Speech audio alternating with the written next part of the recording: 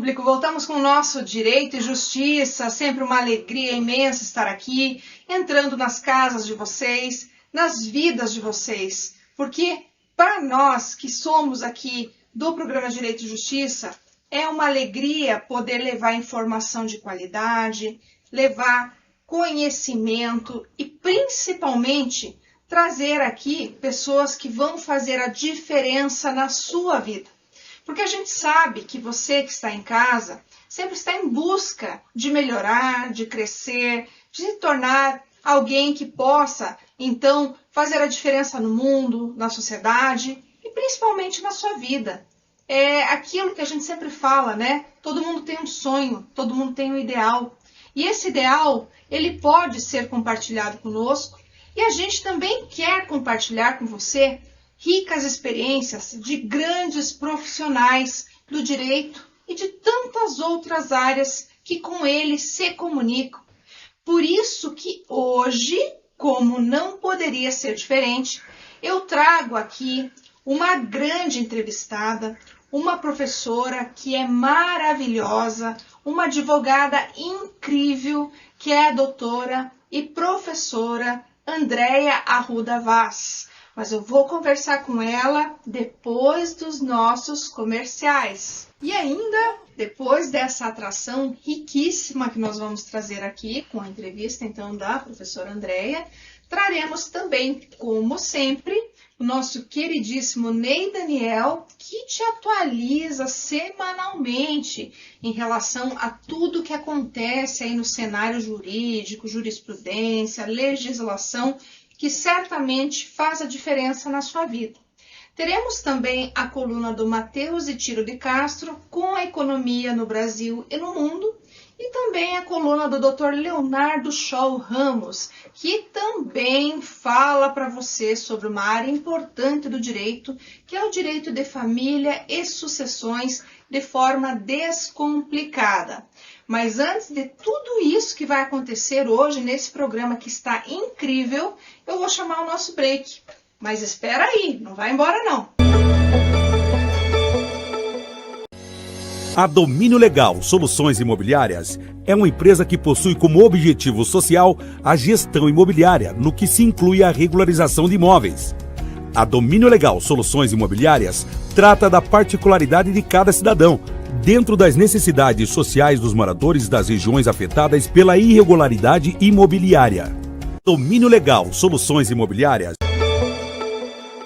Olá, meu querido amigo, como eu prometi para vocês, eu estou aqui com a minha querida amiga, admirável professora e advogada, doutora Andréia Arruda Vaz. Doutora, seja muito bem-vinda ao Direito e Justiça. Obrigada, doutora Débora, também minha amiga querida, advogada maravilhosa. É uma honra participar desse momento contigo. Eu estou muito feliz e muito lisonjeada com o seu convite. Eu sempre participo, eu sempre te acompanho e, como eu te disse, né, fiquei muito emocionada com o seu convite, doutora. Imagina. Obrigada. O que é isso? A gente que agradece, doutora, porque você vem ao programa Direito e Justiça para enriquecer, né, tudo que a gente faz aqui com tanto amor, com tanto carinho ao nosso público, porque assim, é tão difícil hoje em dia a gente conseguir, né, fazer, às vezes encontrar um lugar ao sol, né, fazer aquilo que a gente quer. E ter pessoas para inspirar o nosso público, assim como você e os convidados que nos dão a honra de vir ao Direito e Justiça, é assim, uma alegria tão grande para nós. Eu só tenho a lhe agradecer, porque eu sei o quanto o seu tempo é precioso, o quanto você trabalhou arduamente nesses últimos 4 anos. Não que não tivesse sido antes, né? Mas eu sei da sua luta, eu sei do seu trabalho, do seu afinco, do seu mérito, e que você é uma pessoa que precisa estar aqui para inspirar tantas outras a seguirem os seus passos. Imagina, que honra, doutora. Por isso que eu te agradeço muito. Imagina, que eu possa conversar um pouquinho com o seu público maravilhoso, com essas pessoas maravilhosas que nos assistem e que elas consigam compreender, né, que é possível que a gente conquiste os nossos sonhos, não é? Que a gente siga o nosso caminho e que a gente trilhe ele com cuidado, com atenção a nós mesmos, né?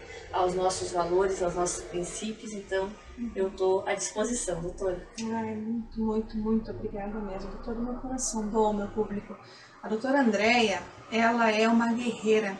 Ela é uma pessoa que ela é obstinada, uma pessoa que, além de ser boníssima, uma pessoa maravilhosa, um ser humano incrível. E aqui no meu sofá, gente, eu sempre falo aqui, senta comigo primeiro quem tem essência, essência do bem, essência voltada a realizar, a transformar o mundo. Isso para mim é muito importante, porque a gente tem que ter um conteúdo, aquilo que possa fazer realmente você acreditar que dá para conseguir, que dá para chegar, que dá para fazer. E ela, sendo assim, sendo uma pessoa brava, guerreira, ela vai te mostrar esse caminho que ela vem trilhando tão brilhantemente e que vai fazendo dela cada vez melhor profissional, porque ela já é incrível, mas cada vez melhor profissional, porque ela agora, inclusive, está com o título de doutora em Direito, né? Verdade. Direito, né? Inclusive pela Unibrasil, uma excelente faculdade, hoje inclusive é um centro universitário. Centro universitário. E a doutora Andréia, então, ela vem hoje para trazer para nós essa rica experiência dela no doutorado. Mas antes, doutora, de você começar a conversar com o nosso público efetivamente, eu preciso falar um pouquinho de você. Um pouquinho. Imagina, que tranquilo. Porque você é uma pessoa, eu conheço, né, o teu currículo, mas o nosso público talvez ainda não conheça. Porque assim, talvez eu digo porque você é uma pessoa tão especial e tão talentosa que muita gente já te conhece. Além de ser uma brilhante advogada, né? Imagina. Tem o teu escritório também, que é um escritório formidável, né, de referência aqui no estado do Paraná e no país também, né, porque atende, depois você vai falar um pouquinho sobre isso, né, do nicho lá do teu escritório, né, qual é o segmento, mas eu preciso falar um pouquinho de você, porque como a gente já falou, você é doutora, né, em Direito pelo Programa de Pós-Graduação Estrito Sensu em Direitos Fundamentais e Democracia, pelo Centro Universitário Autônomo do Brasil, Unibrasil Paraná. É mestre em Direito também pelo mesmo centro universitário, além de ter também graduação, pós-graduação em Direito e Processo de Trabalho pela Universidade Cândido Mendes do Rio de Janeiro, 2010. Especialista em Direito e Processo de Trabalho pela Pontifícia Universidade Católica do Paraná em 2012.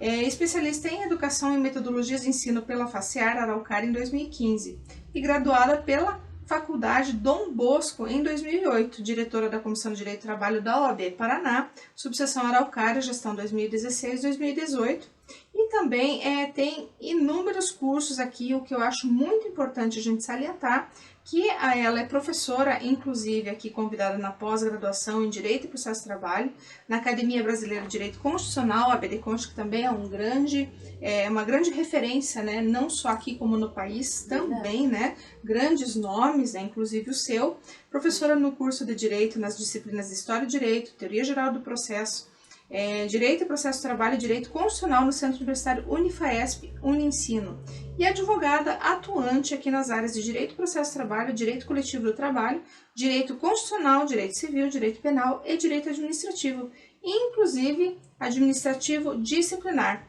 e é autora de diversos artigos em revistas nacionais e internacionais, capítulos de livros e do livro Direito Fundamental e Liberdade Sindical no Brasil e os Tratados de Direitos Humanos, pesquisadora também nas áreas de direitos fundamentais, direito internacional do trabalho, direito constitucional e direitos humanos, além de ter aí também um trabalho muito forte na nossa OAB Paraná. Doutora, seu currículo, sem palavras, né? É isso que a gente não falou tudo, meu público, porque a doutora Andréia realmente ela tem um currículo vastíssimo, uma experiência riquíssima, mas assim, eu preciso começar a conversar com ela, né? Porque ela tem muita coisa para contar.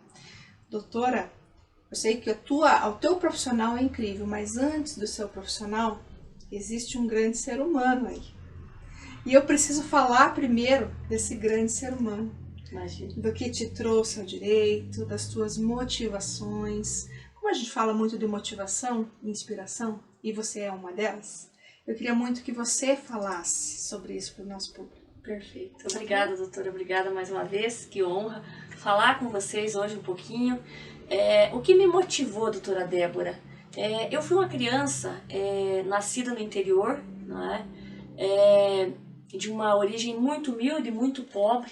Né? E eu confesso, eu estava até recentemente rememorando isso com a minha mãe, porque eu sou a primeira pessoa formada num curso superior na minha família. Então eu rompo uma barreira, eu quebro um ciclo, né, de acesso à educação, e eu sou a primeira pessoa a conquistar o curso superior em Direito, por acaso, é uma profissão que eu amo, eu sou completamente apaixonada, como vocês já perceberam, né, a doutora é extremamente bondosa e generosa comigo, mas até pelo modo com que ela fala, vocês já perceberam que eu sou uma pessoa completamente apaixonada pelo direito. E eu, aos 8 anos de idade, doutora, numa situação de muito sofrimento na minha família, eu queria fazer um curso superior. Eu queria, naquela ingenuidade de uma criança de 8 anos, de pobreza, de segregação, meu pai estava doente na época, e a minha mãe lembra muito bem isso, que um dia meu pai chegou do hospital e eu falei para ela, mãe, eu vou estudar. E isso me arrepia até de falar, porque uma criança de 8 anos, a doutora, que é uma mãe maravilhosa, inclusive de uma criança, né, de 8 anos praticamente, a doutora me entende. E eu disse para minha mãe e para o meu pai, um dia eu vou estudar para que nunca mais passemos necessidade na vida. Essa história, doutora, eu conto para pouquíssimas pessoas, sabe? E não é uma história de vitimismo, é uma história de sucesso, graças a Deus. Eu consegui chegar onde eu quis, não é? Graças a Deus eu consegui conquistar tudo aquilo que eu almejei.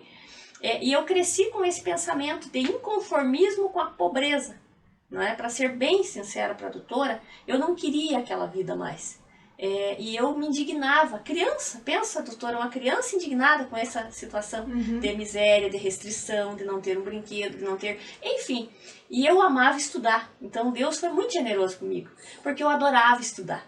E o que aconteceu? Quando eu cresci, enfim, eu fiz o meu primeiro, lá na época, né, era primeiro e segundo grau, agora já temos... Nossa época, doutora. E eu estudei, entenda, em escola rural. Eu estudei na escola indígena Faxinal de Catanduvas, ali em Cândido Abreu. É uma história muito poucas pessoas sabem, e muito recentemente eu expus isso. Eu sou descendente indígena, né? Minha avó, ela tem 103 anos e ela é maravilhosa, minha avózinha.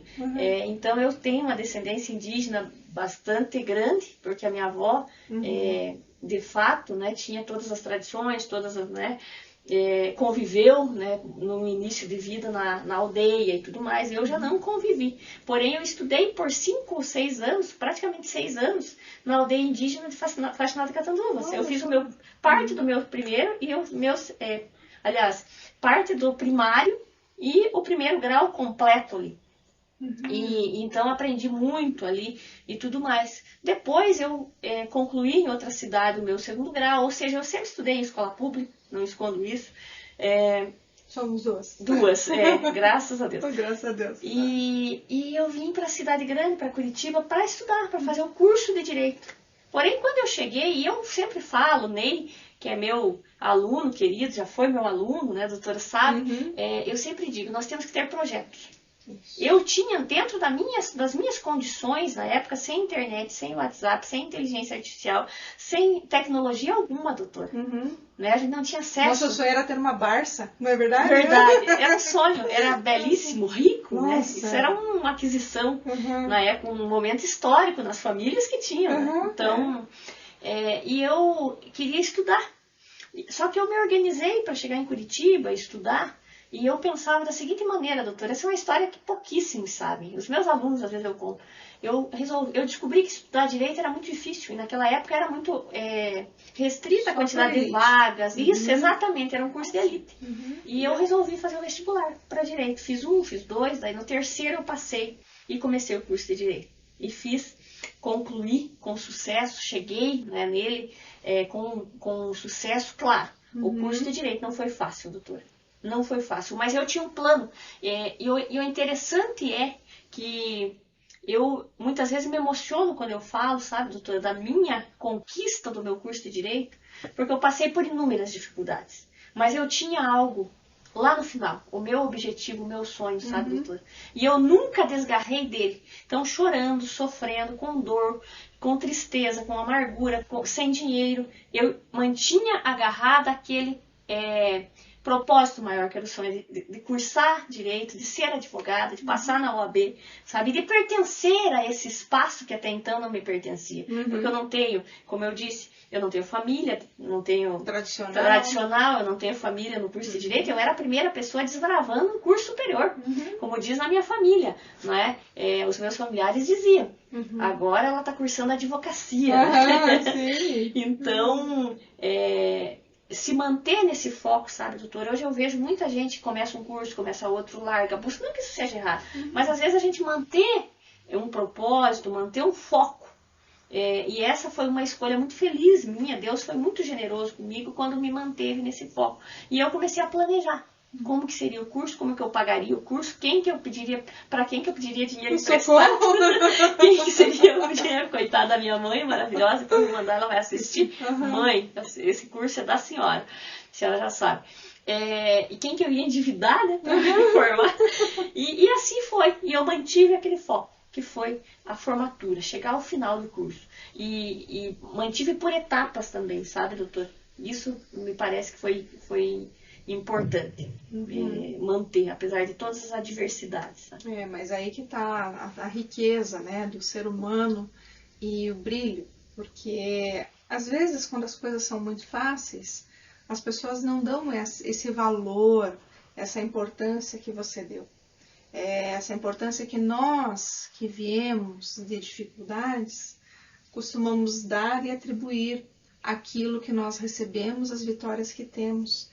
Porque a gente sabe cada gota de suor que a gente derramou e cada lágrima que escorreu dos nossos rostos, né? Dos nossos olhos escorreu nos nossos rostos. Então, o sabor da vitória, ele é muito melhor quando é assim. E isso é importante para você entender onde você quer estar e você ganhar impulso para poder chegar. Então, gente, você que está aí, está nos assistindo, que nos acompanha semanalmente, se inspira nela. Ela é uma grande pessoa, um grande ser humano, uma grande profissional, que está aqui hoje para contar um pouquinho da história dela. Mas, antes da gente continuar, doutora Andréia, eu vou chamar o Ney Daniel, porque o Ney Daniel, que é nosso querido amigo, é um excelente profissional, sempre antenado com as notícias e novidades jurídicas. Vem trazer, foi seu aluno. Foi meu aluno me orientando. Teu orientando. Excelente orientando, doutora. Hoje ele vem, está no programa hoje com a nossa imensa alegria, porque assim, ele é um amigo querido, eu sempre falo, é um irmão de outra vida que eu tenho. E ele vem sempre para trazer essas grandes notícias para o nosso público, com essa simpatia que é tão peculiar, que é tão característica do nosso Ney. Vamos lá, Ney? Olá, ilustres telespectadores que sempre nos acompanham, aos entrevistados da semana no programa e a nossa ilustre apresentadora Débora de Castro da Rocha, e desde já agradeço a oportunidade de estar aqui com vocês no programa Direito e Justiça. E hoje os nossos comentários se dará por um lado dos avanços tecnológicos como percalços das novas tecnologias e que oportunizam o surgimento de desafios para a prevenção de fraudes financeiras por meios eletrônicos. Como ocorre no caso a ser citado aqui, onde selfie, por aposentado, não comprova a autorização de empréstimos e banco deve indenizar sim a parte autora por empréstimos fraudulentos realizados em seu nome. Esta decisão ocorreu pela 15ª Câmara de Direito Privado do Tribunal de Justiça do Estado de São Paulo, onde considera que a contratação de empréstimos com autenticação por meio de biometria facial feita por aposentado é proibida.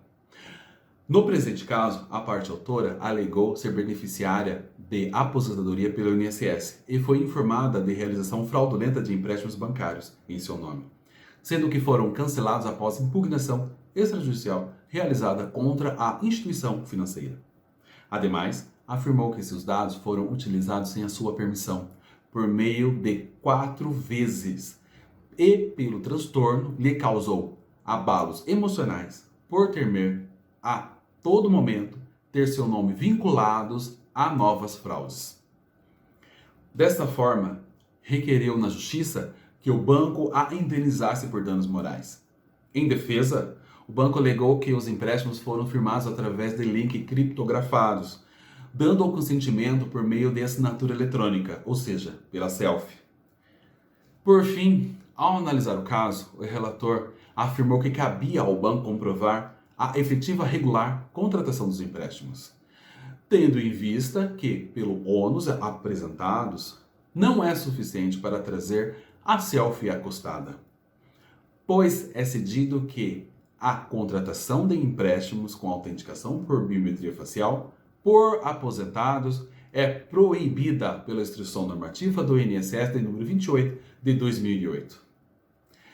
Bom, gente, esperamos que vocês tenham gostado desta informação e quer saber mais ou encaminhar perguntas ou sugestões, então entre em contato conosco pelas nossas redes sociais do programa. E desde já agradecemos a audiência ao programa Direito e Justiça.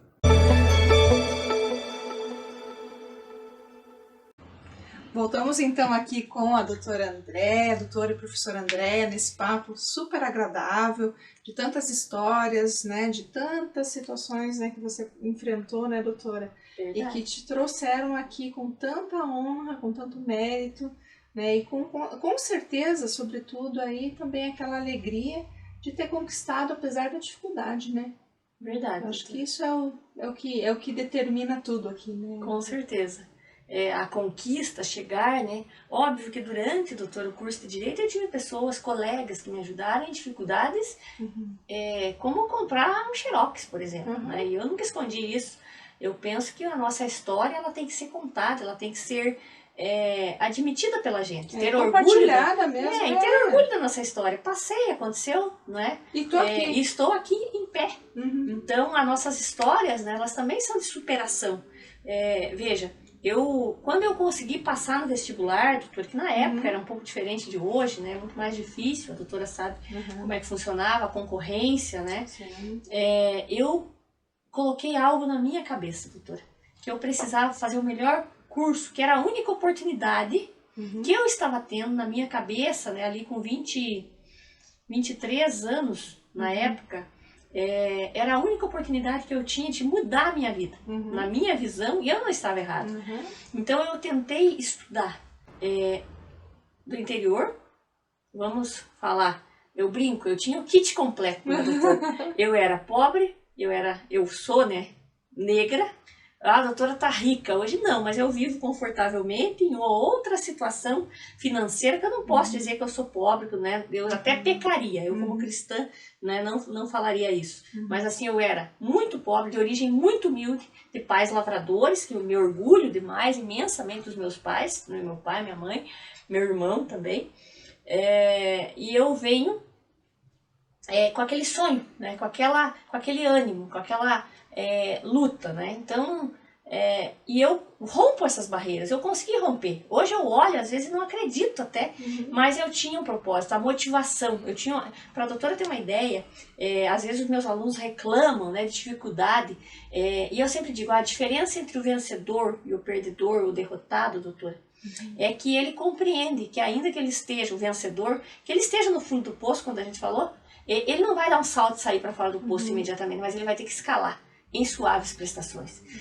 E o vencedor, ele comporta esse poder de resiliência, de se organizar para renascer, ressurgir. Eu sou uma pessoa apaixonada pela história da águia, doutora. Os meus alunos sabem, né, que eu sempre conto a história da águia em sala, né, porque a águia é um dos pássaros que voa mais alto em situações mais adversas possíveis e não interessa, não sei se a doutora já ouviu falar, o tempo. Não interessa como está, a águia confia no seu voo. Então, assim, eu sempre digo que águias andam com águias. Esse não é um ditado meu, obviamente, mas que eu levo muito para a vida. E aí eu olhava, né, e eu dizia, não, eu preciso ser a melhor advogada, eu preciso conseguir a carteirinha da OAB para eu poder trabalhar, porque veja, eu não tenho berço de ouro, eu não tenho referências, eu não tenho condições de pagar um cursinho, e assim foi. Né? E conquistei o curso, veio o curso, depois veio a pós-graduação, veio o primeiro lugar. Veja, uma mulher pobre, negra, indígena, né? Que estudou em escola pública, escola rural, Não que eu não tive excelentes professores, minhas professoras rurais da escola rural foram maravilhosas, eu homenageei até hoje. Sempre, né, que eu posso, devo todas as referências a elas, e eles também. Só que eu acreditava que eu precisava dar o meu melhor. Já que eu quando cheguei em Curitiba, doutora, eu percebi aquela desigualdade. Que eu tinha desigualdade muito grande, isso é fato. Mas eu não esmoreci, porque eu percebi que chorar não ia me resolver em nada.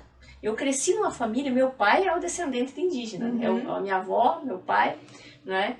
E o meu pai sempre, às vezes, quando eu reclamava alguma coisa da vida, sabe, doutor? E isso são grandes lições que eu aprendi. Que quando eu reclamava e chorava, meu pai dizia assim, se acalme, minha filha, porque você, além de preta, essa palavra que ele dizia, você ainda é indígena. Então a vida lhe vai ser dura, mas resista. Você conquista, você consegue. Minha mãe sempre foi muito motivadora de estudar, de colocar os filhos para estudar. A minha mãe sempre teve uma visão, ela não teve estudo, teve a 4ª série, né? Mas ela sempre disse, eu quero colocar meus filhos para estudar para não passar o que eu passei, né? Aquele clichê. E ela estava certa. Então, eu chego na graduação, conquisto a graduação, conquisto a pós-graduação e eu percebo que eu posso chegar além. Você percebe que aos poucos você vai trilhando o seu caminho e construindo, independente do que aconteça no mundo lá fora. Você confiar em você e trilhar. Eu sempre falo para os alunos em sala, né, eu gosto de dizer, para quem não tem rumo, qualquer caminho serve. Porém, para quem tem rumo e para quem tem motivação, só serve um bom caminho. E isso é verdade. Eu percebi isso na prática, sabe, doutor? Como eu disse, eu não sou mais do que ninguém. Mas eu percebi que eu poderia fazer mais por mim mesmo, né? E isso é impressionante. Bom, e depois veio aquela história, né, doutor? Eu falo demais, né? Mas 3, 4 pós-graduações, o mestrado, o doutorado, e aquela questão toda, né? Que cá estamos, como diz. Mas é isso aí, é isso que te faz diferente e te faz conseguir mostrar hoje aqui para nós todo esse brilho, essa tua força, porque o mundo e o direito, a gente sempre fala, né? Inclusive temos um ditado aqui, né, Sobral Pinto que fala, né? Que o direito é a advocacia para os fortes. Para os fortes, né? Não é uma profissão de covardes. Não é uma profissão de covardes, então a gente tem que realmente ser forte. Se você quer realmente embarcar nisso, se você tem aptidão, se você tem vocação, eu sempre falo muito da vocação, porque o direito ele virou muito aquela coisa assim do status, né? Vou fazer direito porque, nossa, é muito bonito, né? Tem status, ganha dinheiro, etc. Mas, gente, vocação é algo muito importante. Não que você não possa fazer, o direito é ótimo para tudo. Né? Ainda que você não vá atuar necessariamente no direito, você vai aprender muito. Né? Não importa o que eu vou ter que fazer, desde que trilhando o justo caminho, o bom caminho, para conseguir chegar onde eu quiser. E é assim que a gente quer que você também faça aí em casa, gente. Em casa, nas escolas, nas faculdades, nas empresas, nos escritórios, porque eu sei que a gente está chegando muito longe. E é por isso que a gente está aqui, que é para você entender que nem sempre, quase na maioria das vezes, gente, não é fácil, mas tudo depende, sabe de quem? De você. Não depende do teu professor, não depende necessariamente do seu pai ou da sua mãe, nem do seu tio, nem do seu vizinho, nem de ninguém. Depende de você. Você é o responsável pelo seu sucesso e pelo seu insucesso. Exatamente. Não é verdade, doutora? Verdade. A gente tem que lutar, gente. Não tem, mas é difícil, mas pro outro foi mais fácil. Gente, cada um tem uma condição de vida diferente. Tem gente que nasce, né, com maior possibilidade, né, uma vida mais abastada. Né? Tem gente que nasce com uma dificuldade maior, mas isso não é motivo para não permitir você de alcançar, sabe? É só um plus que eu falo para te fortalecer. É um fortalecimento que às vezes você precisa para conseguir chegar onde você quer, para ver se realmente você está preparado para ter aquele bom combate no futuro na profissão que você escolher para você. Né? Então, doutora, a gente ainda tem muito para falar, você já deixou muitas lições aqui para o nosso público, mas a gente vai agora chamar o Matheus Itiro de Castro, que ele vai falar sobre a economia no Brasil e no mundo. Maravilhoso. Tá? Porque o nosso público está muito acostumado já com ele, porque ele sempre traz aí muitas novidades e situações importantes aí que refletem no nosso bolso, né? Verdade, com certeza. Então vamos lá, Matheus?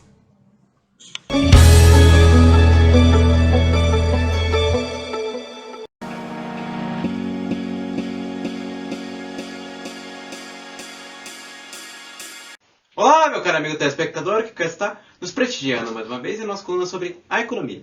E hoje eu gostaria de tratar a respeito da crise verificada recentemente no setor imobiliário chinês, abarcando seus respectivos impactos aqui para nós na economia brasileira.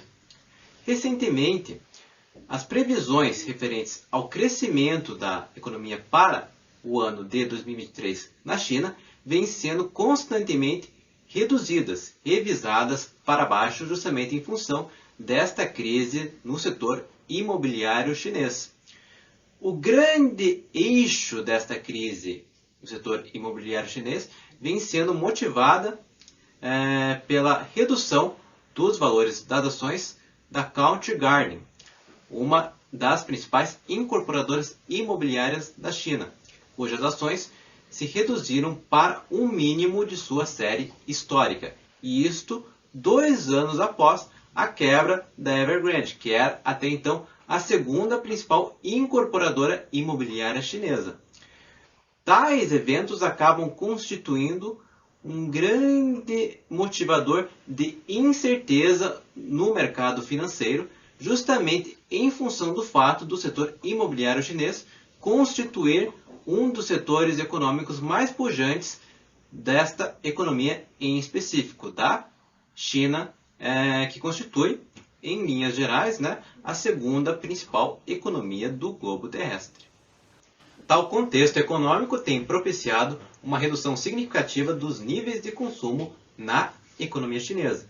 É justamente aí que reside uma preocupação fundamental, na medida em que esta diminuição do consumo na economia chinesa acaba impactando diretamente o nível das importações desse país.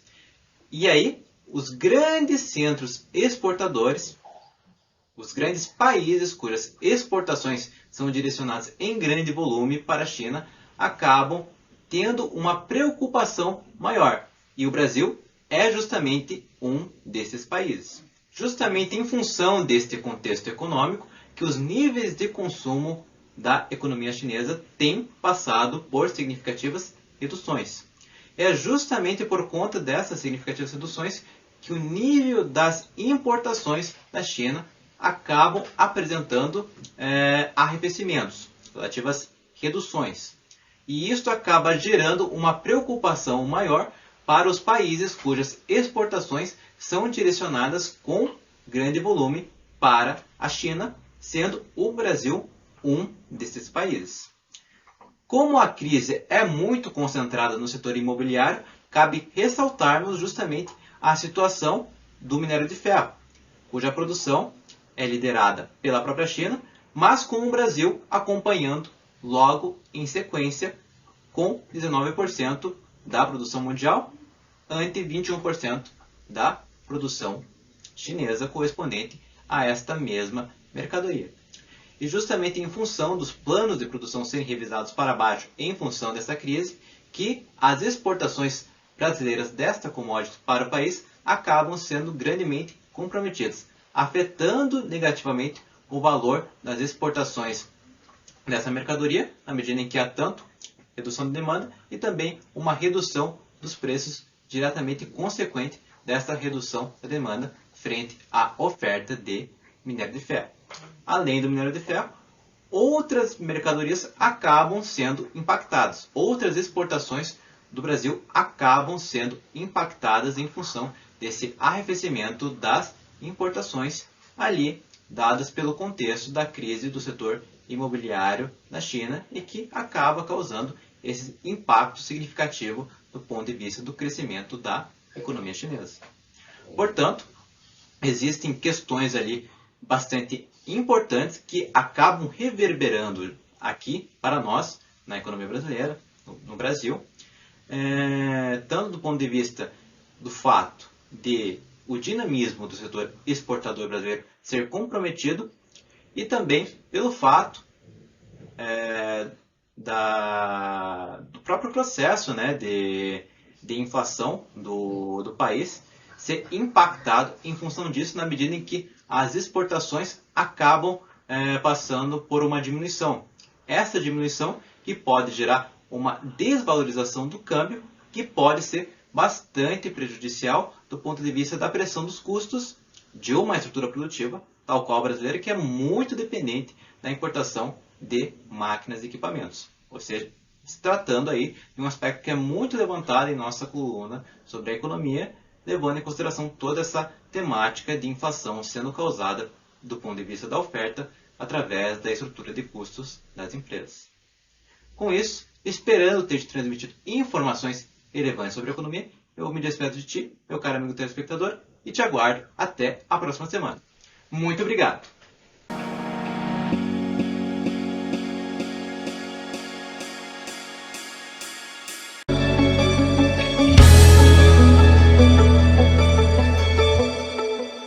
Então voltamos aqui com a doutora Andréia Arruda Vaz, falando da sua carreira, da sua vida pessoal, profissional, das suas inspirações e de tudo que ela vem passando, né, para chegar onde ela chegou, que para você que está em casa, com certeza vai fazer a diferença, porque certamente tudo isso que ela está falando vai tocar fundo no seu coração, para que você também possa se convencer da sua capacidade e que as possibilidades estão aí.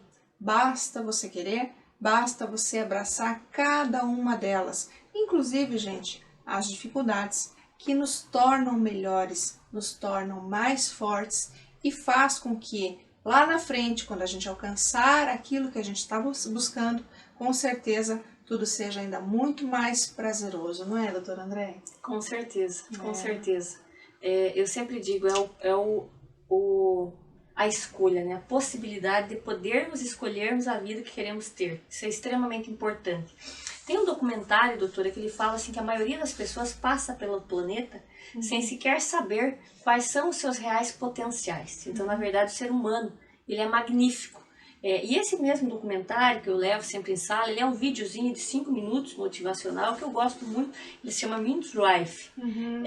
E ele diz que a maioria dos seres humanos não desconhece a sua potencialidade, o seu poder, o poder da mente humana, né? E isso é importante que nós reflitamos sobre isso, né? Qual é o nosso poder, né? Qual é o nosso papel na Terra? Isso é muito importante.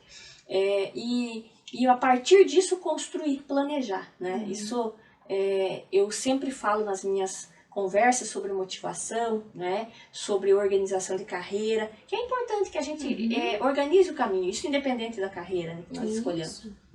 Porque são várias carreiras, né? Sejam jurídicas, sejam outras carreiras de outras áreas do conhecimento, né? Claro. E, inclusive aqui a gente sempre promove alguns diálogos, sabe, doutora?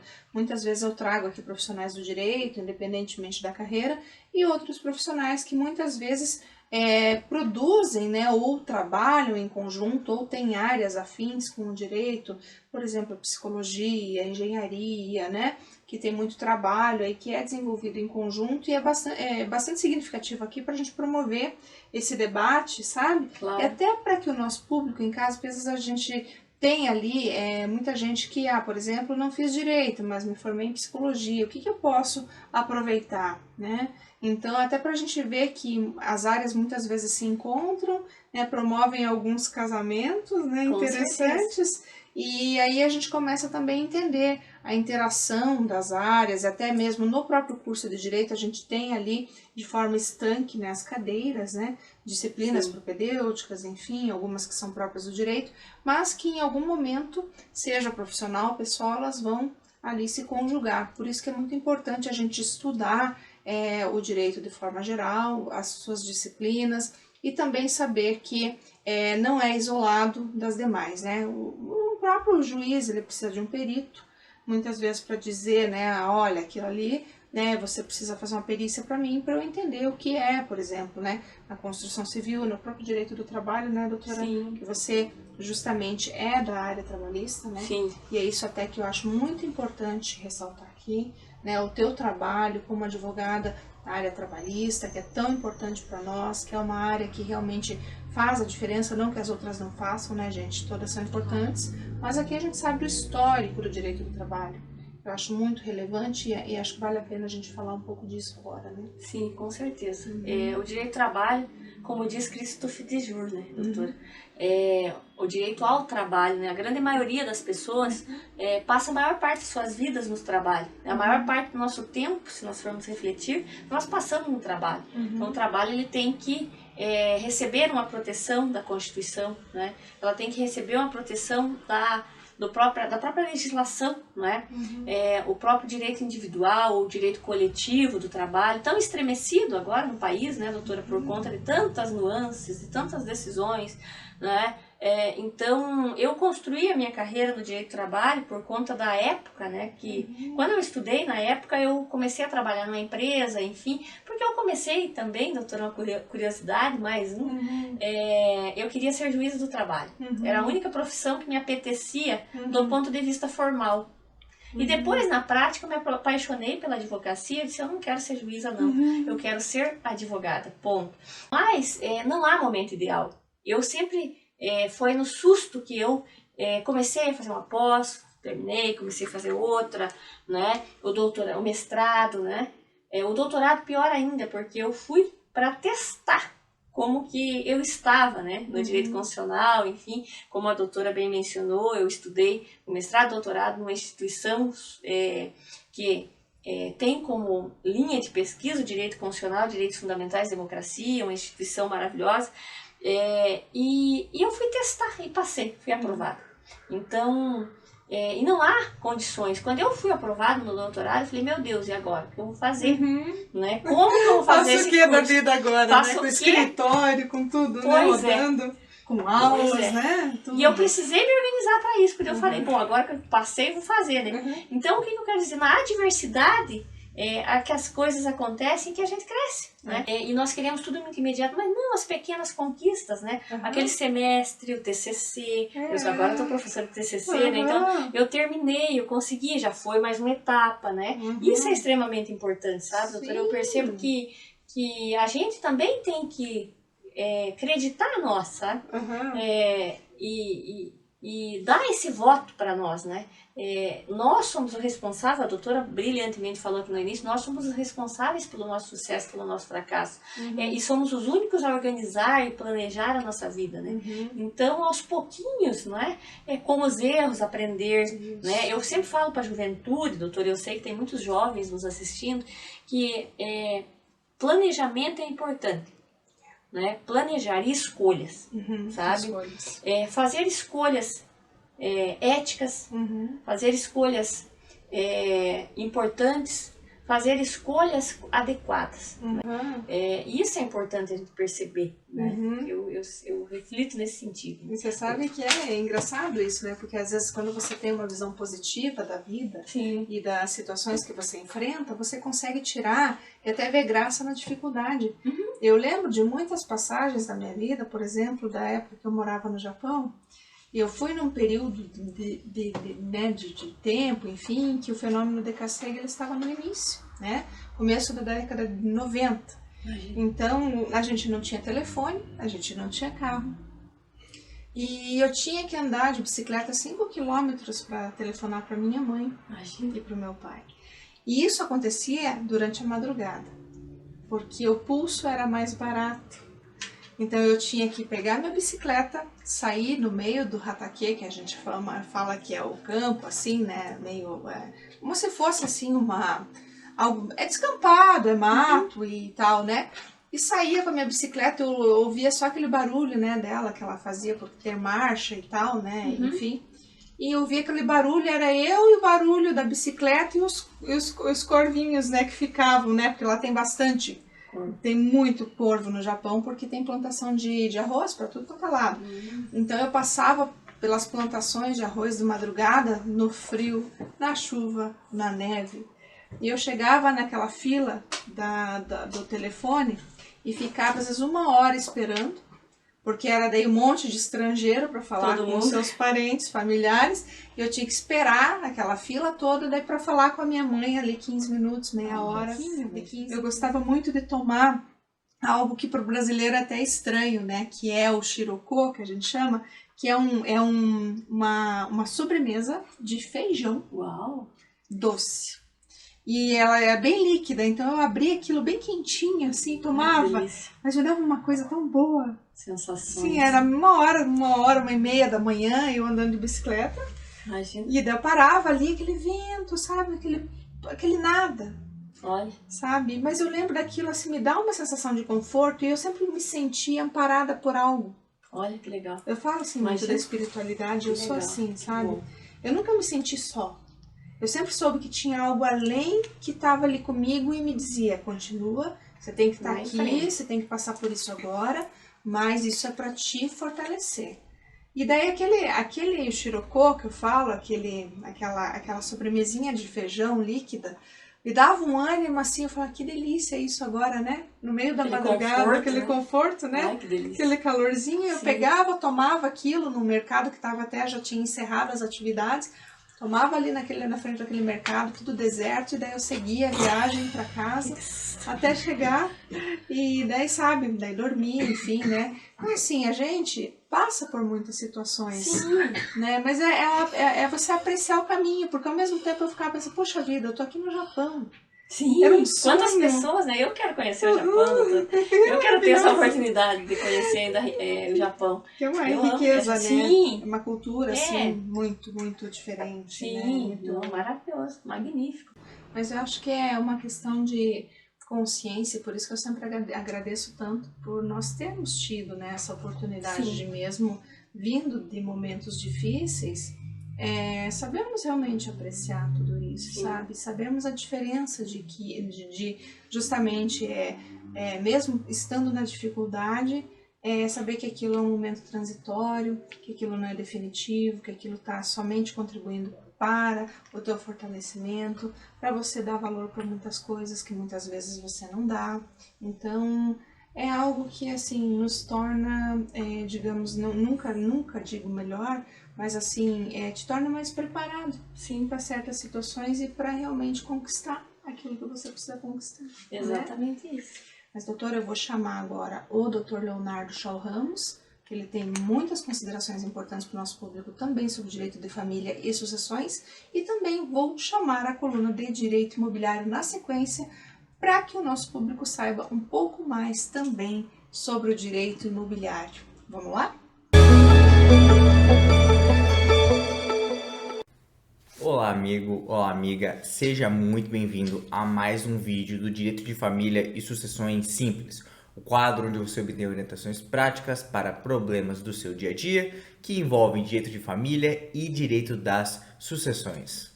No vídeo de hoje queremos comentar qual é o principal cuidado que os pais precisam ter na hora de fazer uma doação com usufruto para os filhos. Como regra, o usufruto vai ser constituído e dividido para os dois pais, 50% para cada, enquanto o filho fica com a nua propriedade do imóvel, sem o direito de usá-lo e de obter frutos que dele decorrem. Quando ocorrer um falecimento, parte do usufruto vai ser extinto em relação à pessoa morta, ficando o vivo com aqueles 50% do usufruto que já lhe foram constituídos desde o momento da doação. Se o intuito dos pais é preservar o usufruto para si até o fim de suas vidas, no momento em que essa doação com usufruto for celebrada no tabelionato de notas, no momento em que for feita a escritura pública, os pais devem fazer constar uma cláusula de direito de acrescer. Então, na hora de se fazer essa doação com usufruto, os pais podem e devem fazer uma cláusula de direito de acrescer para que, quando um deles falecer, essa parte do usufruto em relação ao falecido seja transferida para a pessoa viva, porque assim se garante a integralidade do direito de usar e fruir do imóvel até o falecimento de ambos.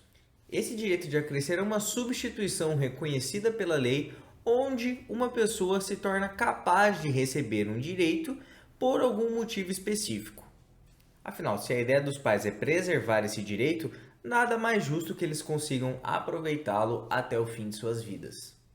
Assim, o pai ou mãe que estiver vivo vai poder ter o direito de usufruto em sua totalidade e somente quando falecer, o seu filho poderá obter a propriedade plena do imóvel para si. Eu espero que você tenha gostado do vídeo de hoje e que tenha sido útil para você. Agora voltamos com a programação do Direito e Justiça. Até a próxima! Olá, meu caro amigo! Voltamos aqui com a nossa coluna de Direito Imobiliário e hoje eu vou falar um pouco da questão que envolve a compra e venda, a intermediação de imóveis, né?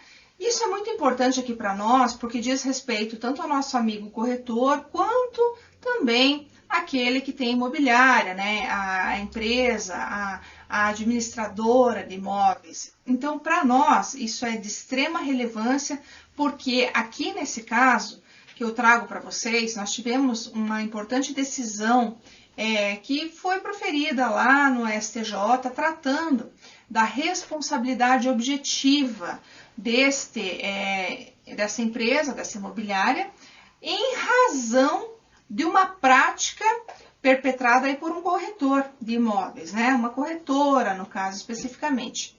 Vejam que quando a gente fala de prestação de serviços nesse sentido, a gente vai atrair logo a incidência do Código de Defesa do Consumidor, que é o nosso CDC. E uma vez ocorrendo essa incidência, nitidamente nós estamos diante de uma possibilidade, então, de falar em falha na prestação de serviço. E logo, havendo a incidência, nós estamos também diante aí da possibilidade da responsabilidade objetiva. E o que é essa responsabilidade objetiva? É justamente quando não se afere culpa. Eu não vou verificar se houve negligência, imprudência ou imperícia. Eu simplesmente parto do pressuposto que houve uma prática que lesou aí um consumidor e diante disso, então, existe uma responsabilidade daquele que assim o fez, daquele que praticou ou deixou, né, de praticar algo, enfim, o que acontecer no caso, né? Aqui, então, a gente está diante de uma falha na prestação de serviço. E tendo ocorrido essa falha, neste caso especificamente, a imobiliária respondeu, essa administradora, né, de imóveis acabou respondendo. E nesse sentido, então, independentemente dela ter ou não atuado com negligência, imprudência e imperícia, ela então teve esse transtorno, né? Amargou aí esse problema juntamente com a corretora de imóveis que agiu de forma fraudulenta. E neste caso, a decisão justamente expressou esse ponto de vista, dizendo que independentemente do fato de não ter ali uma formalização, um vínculo entre a corretora e a empresa, né, imobiliária, haveria responsabilidade de ambas, porque na prática o que aparentava, né, ser, era que havia um vínculo. Então, aplicou-se a teoria da aparência para justificar a responsabilidade de ambas. Por isso que eu sempre chamo a atenção de vocês aqui, que me acompanham na coluna, que estão conosco aqui semanalmente, porque nós temos que ter muita cautela nesse tipo de situação, nesse tipo de prática, porque quando a gente fala de compra e venda, logo a gente está diante de uma situação em que nós temos, de um lado, a parte que é aquele que a gente chama e denomina, né, que tem o poderio, né, dentro do direito do consumidor, que tem a capacidade técnica, que tem a hipersuficiência, aí, que pode ser vista até no caso, e do outro lado nós estamos diante daquele que é o hipossuficiente, tanto técnica como economicamente. Então, quando a gente está diante de uma situação assim, gente, sempre é bom cuidar, porque ninguém vai buscar o fato de haver ou não a intenção de lesar, ou mesmo haver a culpa, né? Então, nós estamos aqui no campo do dolo ou da culpa, ninguém vai buscar isso, simplesmente vai se observar se há ou não a incidência do Código de Defesa do Consumidor. Havendo incidência, havendo essa falha, então, na prestação de serviços, logo vai haver a responsabilização de todos aqueles que estão envolvidos naquela negociação. Tá certo, pessoal? Então, sendo isso que eu tinha para trazer hoje para vocês aqui na minha coluna, eu me despeço na certeza de que pude aproximá-los um pouco mais do seu direito na área imobiliária. Um abraço e até a próxima! Então, agora nós voltamos com o nosso último bloco aqui com a doutora Andréia Rodavaz. E doutora Andréia, então, né, nosso programa está chegando ao fim. Eu gostaria muito que você deixasse as suas considerações para o nosso público, né? Depois de tudo que a gente conversou, de toda essa conversa maravilhosa, né? Desse prazer que eu tive de ter você aqui no programa, né? Queria que você deixasse muito mais até para o nosso público aí uma mensagem, sabe? Além da inspiração que já foi tudo que você falou, mas uma mensagem mesmo que possa motivar, que possa dizer para o público que ele pode, que ele é capaz, né? Para que ele tenha confiança em si, sabe? Perfeito. Obrigada, doutora. Primeiro eu quero te agradecer, é uma honra, é um prazer muito grande. Eu sempre sonhei em conversar contigo, sentar nesse sofá maravilhoso, participar do programa contigo. Então, hoje é um dia muito especial para mim, eu estou muito feliz, doutora. Então, eu tenho só a agradecer, gratidão. A todos que nos assistem, primeiro foi uma honra conversar um pouquinho, compartilhar um pouquinho a minha história, a minha trajetória aqui. E eu quero dizer que persistam, lutem, né? Sejam resilientes, vale a pena lutar pelo nosso sonho, lutar pelos nossos ideais, para conquistar aquela vida, né? Aquele local que nós tanto almejamos. Então vale a pena, sabe, doutora? Todo esforço, tem uma frase que eu falo em sala, que é: todo esforço será bem recompensado. Então, perceber aquilo que nós precisamos para conquistar os nossos sonhos. Eu sempre digo, sonhar é muito importante, né, doutora? Ter sonhos, alimentar sonhos, né? Carregar sonhos. E eles mudam ao longo da nossa história. Nós não carregamos sonhos, né? Os sonhos que eu tenho hoje não são os que eu tinha 20 anos atrás, né? A doutora também, com certeza. Mas a partir do seu sonho, buscar, pensar o passo a passo para galgar aquele caminho, né, para conquistar, chegar a esse sonho. Não adianta eu querer, eu sempre penso, né, dessa maneira.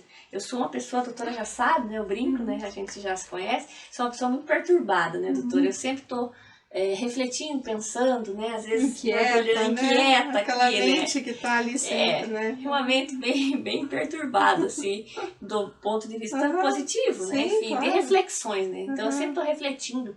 E eu sempre falo, sempre penso, né? Se eu quiser conquistar um sonho, hoje, agora, eu não conquisto e eu me frustro. Mas se eu pensar a longo prazo, né? Estabelecer um prazo para o meu projeto, né? Quebrar aquela linha da inércia e começar ele.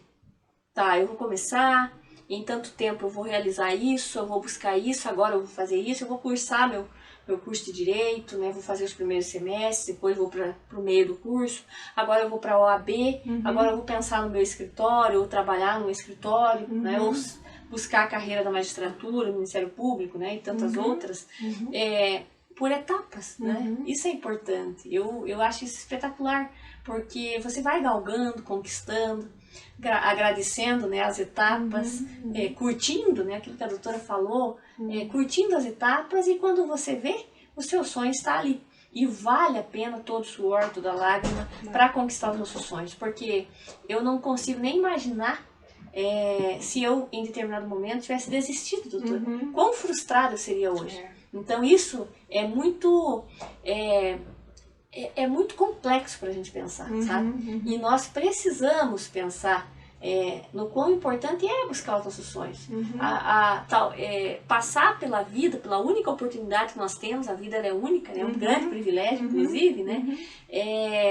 Tem isso, de nós aproveitarmos essa grande oportunidade para conquistarmos a vida que queremos e que sonhamos, né? Isso é importante. E que merecemos, por que não, né? No Brasil tem isso, né, doutora, também, né? Da gente acreditar que a gente não merece, né? Que a gente não é merecedor. Nós temos muito isso cultural, né? Não sei se a doutora pensa assim, mas somos merecedores. Mas é aquela autossabotagem, né? Que a autossabotagem. Muita gente fala, né? Exatamente. Que tem, mas eu não mereço, mas não sei o quê. Sim, merecemos. Sim. Todos nós merecemos uma vida feliz, uma vida saudável, na profissão que nós almejamos, né? Porque eu sempre digo que deve ser muito penoso também escolher uma profissão porque o pai quer, escolher uma profissão porque eu acredito que vai dar dinheiro, status, alguma coisa, não a profissão que eu queira exercer efetivamente. Porque, veja, nós passamos a maioria do tempo no nosso trabalho, doutor.